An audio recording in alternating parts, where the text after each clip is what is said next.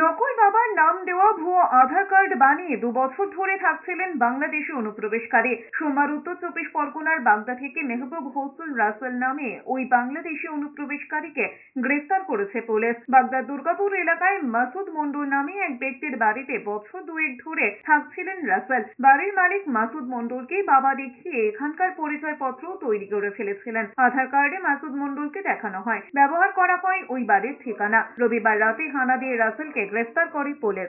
গতকাল বাগদা থানার পুলিশ গ্রেফতার করেছে, আজকে লানেট এসএসএম কোর্টে তাদের প্রডিউস করেছে।